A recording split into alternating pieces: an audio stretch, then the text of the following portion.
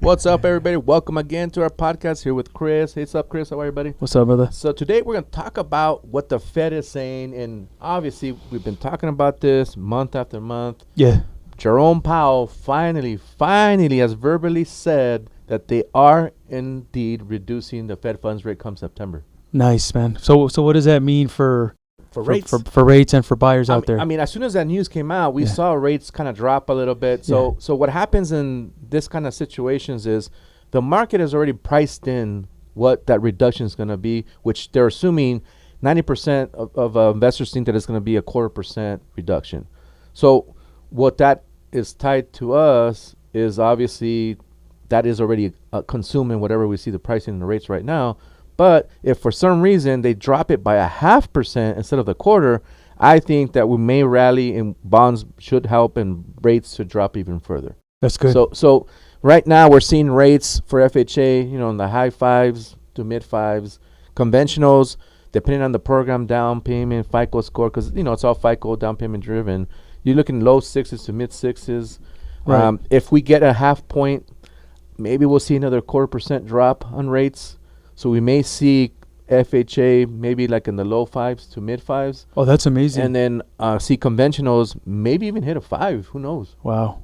So, there's definitely a lot of motivation on our part to get that extra instead of a quarter or a half. But it's all data driven from what Powell said.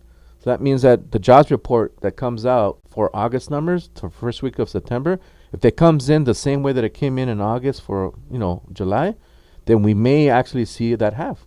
We want to see. This kind of sucks to say, but bad news is good news for us. So we were talking about it earlier. What can buyers assume now? You were saying, let's just give the people an example. If somebody's buying a $500,000 home and the rates are, let's just say 5.5. How much is? So let's say, for example, the rate does drop that 0.25%. Mm-hmm. So that means roughly about $10,000 or $15,000 in buying power. Okay, good. So that means that if you were pre-approved for 500, you may be able to get to 510 to 515. Okay, that's good to know. And depending on insurance and all that good stuff, but it does add a little bit of buying power. That extra 0.25% could mean close to $100 a month, depending on the program. Right. But obviously for us, buying power is a lot because especially now with the whole buyer's agent situation, if we want to go up a little on the price to cover it, then that'll be a good way to do it without affecting the payment. That's good. Yeah, so that's really good. Mm-hmm. So what should we tell the buyers out there that are like that just on the fence, just waiting?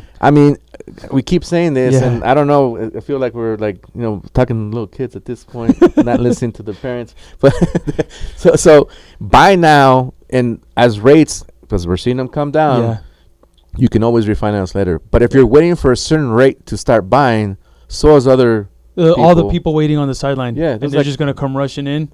Just in LA County alone, there's been stats that say there's 1 million renters that can actually buy even with prices now.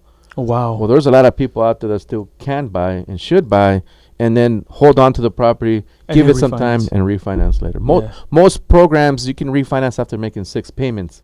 So if rates do come down early next year or sometime next year, then you're already in your home. You have a set purchase price. Now you're doing is dropping your payment. Right. And then you're not going to have to worry about the competition that's going to... 100%. Boom. Yeah, so I would jump on it now, guys. If you want to run some numbers through us, make sure to reach out to us. We're here for you. Yeah, we'll help you out. See you. Peace.